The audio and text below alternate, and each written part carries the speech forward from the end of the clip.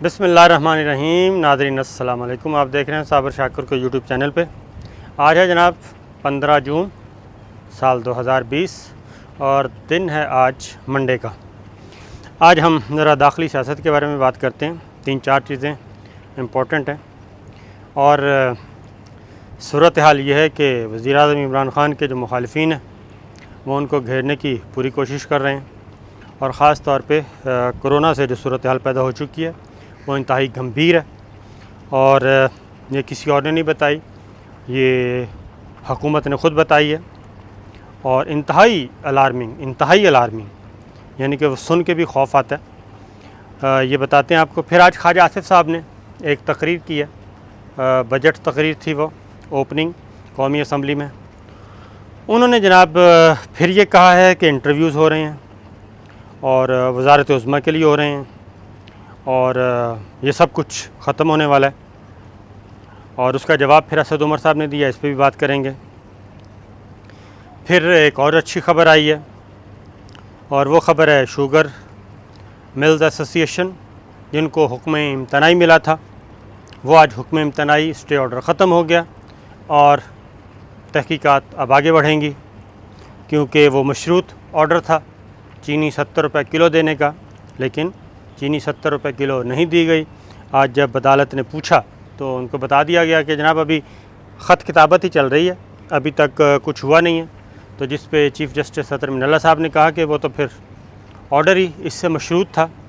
तो अगर चीनी 70 रुपये नहीं है तो फिर कुछ भी नहीं है। तो एक ये भी हो गया। फिर मुख्तलिफ़ माफियाज़ के गिर्द घेरा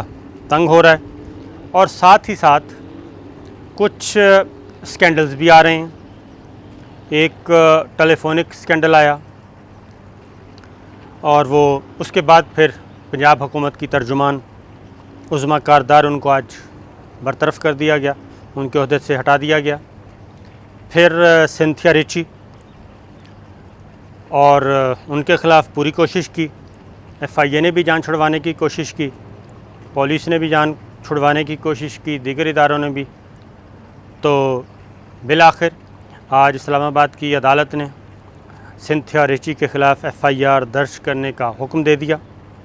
और इस तरीके से अब FIA को ऑर्डर मिला है और ये साइबर क्राइम के तहत FIR दर्ज होगी।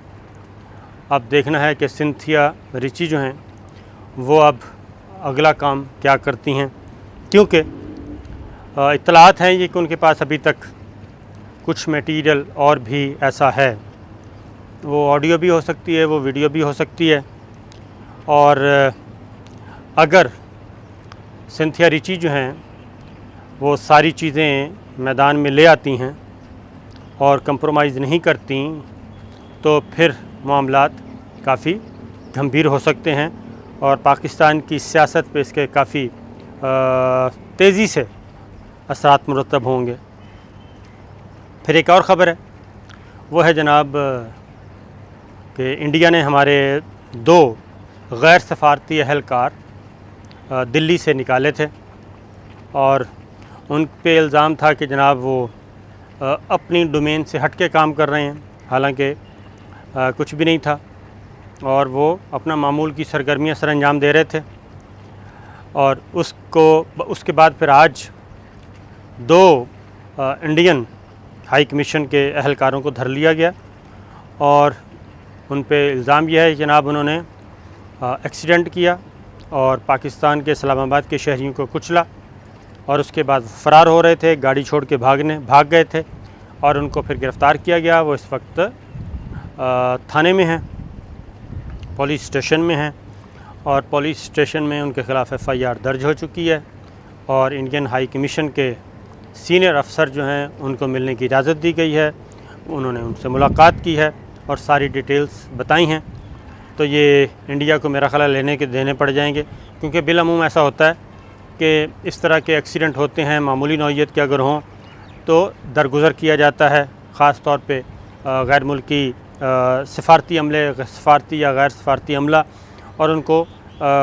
बस थोड़ी बहुत बात पुछ के बाद छोड़ दिया जाता है, हवाले कर दिया जाता है। माजी में हमने देखा, लेकिन चूँकि इंडिया जो है वो बहुत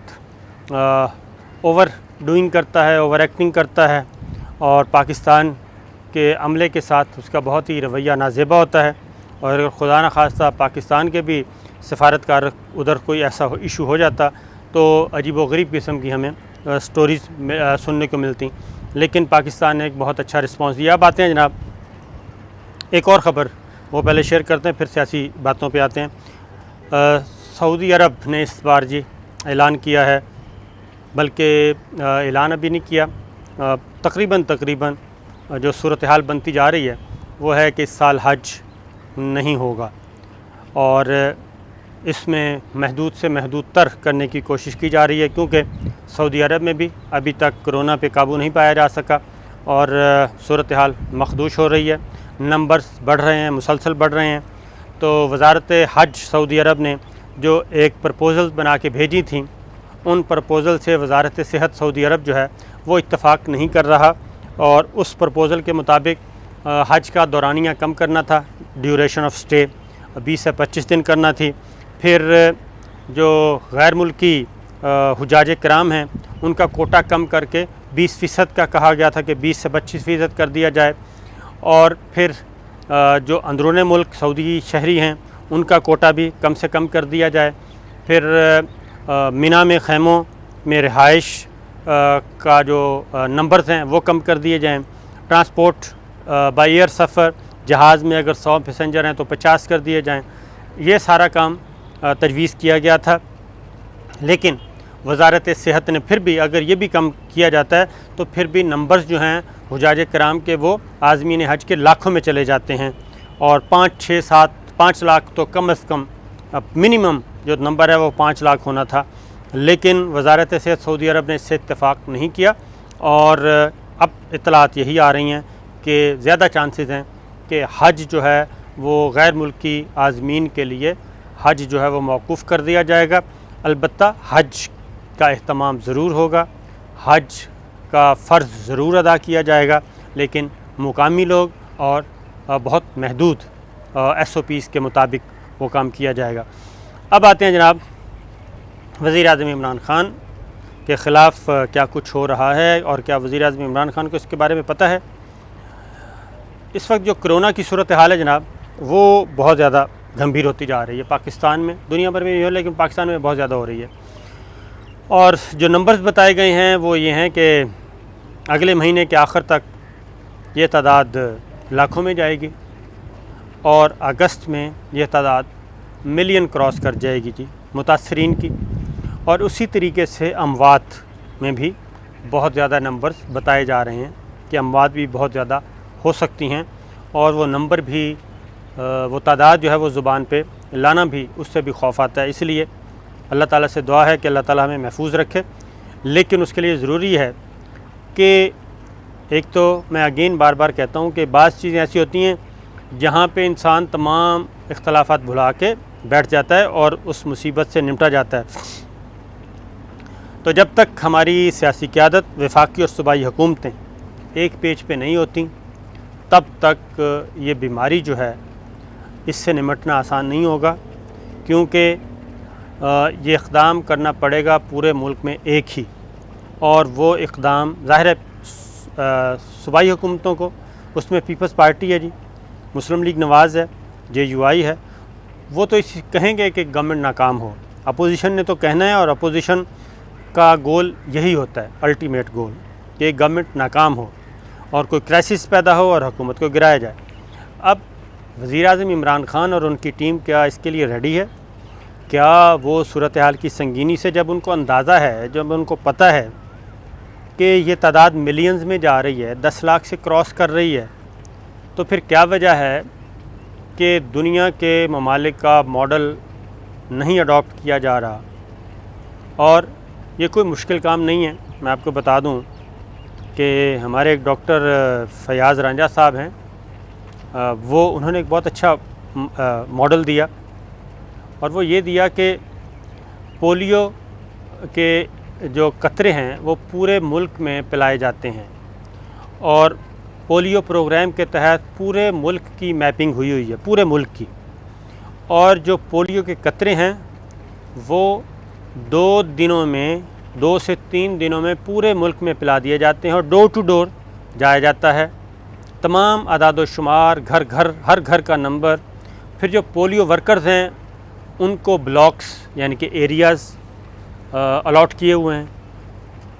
अगर उनका यह है कि अगर सिर्फ 48 घंटे का कर्फ्यू लगाया जाए, 48 घंटे का, 2 दिन का, और वो भी बैक वक्त पूरे मुल्क में नहीं, मसलन पंजाब में 1 दिन, बलूचिस्तान में दूसरे दिन, सिंध में तीसरे दिन, KPK में चौथे दिन, आज़ाद कश्मीर, गिलगित बल्तिस्तान, 48 घंटे का कर्फ्यू, और बैनुस्सूबाई जो ट्रैफिक है वो बंद कर दी जाए सिर्फ 48 घंटे के लिए। और उसमें ये किया जाए कि यही पोलियो की टीमें साथ इनके आप डालें जनाब कोरोना के, वो दे दें इनको टेस्ट, बेशक ना दें, इब्तदाई तौर पे उनके सिम्टम्स लें, और जो गन होती है ये थर्मामीटर इलेक्ट्रिक टाइप चीज़, उसके साथ जो चेक किया जाता है टेम्परेचर, वो चेक किया जाए, और ये 24 घंटे में ये इकट्ठा हो जाएगा और साथ साथ रिकॉर्ड मुरतब हो जाएगा, और 48 घंटे में ये सारा अदाद शुमार आ जाएंगे। उसके फ़ौरन बाद जो जो एरियाज़ हैं जहाँ पे सस्पेक्ट हैं उनका कोरोना टेस्ट किया जाए अगले 48 घंटों में, और उसके बाद होम क्वारंटीन कर दिया जाए, और पूरा मुल्क जो है वो एक ही जो 48 घंटे के अंदर अंदर पूरे मुल्क का कोरोना टेस्ट हो जाएगा जी, और आपको पता चल जाएगा फ़लाँ घर में कोरोना है, फ़लाँ घर में नहीं है, फ़लाँ मोहल्ले में है, फ़लाँ मोहल्ले में नहीं है, फ़लाँ गली में है, फ़लाँ गली में नहीं है। तो ये है, और उससे मामूलात ज़िंदगी भी चलती रहेंगी, ना ट्रैफिक रोकने की कोई ज़रूरत है, ना बिज़नेस रोकने की ज़रूरत है, ना कारोबार रोकने की ज़रूरत है। तो जो ख्वाजा आसिफ साहब ने कौमी असम्बली में ये बात की है कि जनाब इंटरव्यूज़ शुरू हो रहे हैं, हो चुके हैं, और ये सब कुछ ख़त्म हो जाएगा, उसके पीछे जो फ़लसफ़ा है वो यही है कि अगर खुदा न खास्ता कोरोना, और कोरोना में अगर वज़ीर-ए-आज़म इमरान ख़ान ने इंसदाद कोरोना की कैंपेन को और डिसीशंस को लीड ना किया, तो फिर ऐसी सूरत में वज़ीर-ए-आज़म इमरान ख़ान के लिए मसाइल का सामना हो सकता है। लेकिन बात यह है कि अब हम अगर मेरिट पे बात करें तो क्या वज़ीर-ए-आज़म इमरान ख़ान को हटा के शहबाज शरीफ साहब को लाया जाएगा? ये भी एक अनहोनी बात है, और इसलिए